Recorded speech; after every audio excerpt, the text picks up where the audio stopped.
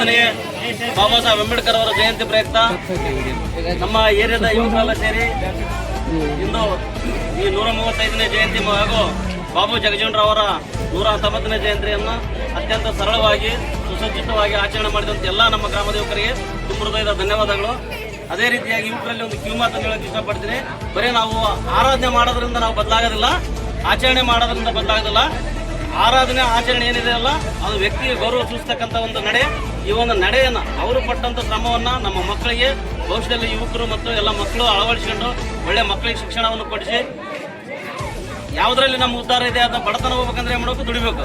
ದುಡಿಮೆಯಿಂದನೇ ಬಡತನ ಸಾಧ್ಯ. ಬರೀ ಬಡತನ ಇತ್ತು ಅಂತಂದ್ರೆ ನಾವು ಬದಲಾಗೋದಿಲ್ಲ. ದುಡಿದ್ರೆ ಬಡತನ ಹೋಗೋದು. ದಿನ ದುಡಿದೇನೆ ಬಡತನ ಎಲ್ಲಿಂದ ಬರ್ತಂತೆ. ಹಂಗಾಗಿ ದಿನ ಓದಿದನಿಗೆ ಯಾವುದೇ ಎಕ್ಸಾಮ್ಗಳು ಸಮಸ್ಯೆನೇ ಅಲ್ಲ. ಒಂದು ಇವತ್ತು ಕೇರಿಯಲ್ಲಿ ಇರ್ತಕ್ಕಂಥ ಎಲ್ಲ ನಾವು ಯುವಕರಲ್ಲಿ ಮತ್ತು ಮುಖಂಡರಲ್ಲಿ ಮನವಿ ಮಾಡ್ತಾ ಇದ್ದೀನಿ, ತಮ್ಮ ಮಕ್ಕಳನ್ನ ವಿದ್ಯಾವಂತರನ್ನಾಗಿ ಮಾಡಿ ಬೇರೆ ಏನು ಮಾಡಬಾರ್ದು. ಒಳ್ಳೆ ವಿದ್ಯಾಭ್ಯಾಸವನ್ನು ಕೊಡಿಸ್ರಿ. ಒಳ್ಳೆ ವಿದ್ಯೆಯನ್ನು ಕೊಟ್ಟ ನಂತರ ಸಮಾಜ ಬದಲಾಗುತ್ತೆ, ಮನೆತನಗಳು ಬದಲಾಗ್ತವೆ, ವ್ಯಕ್ತಿ ಕೂಡ ಬದಲಾಗ್ತಾನೆ.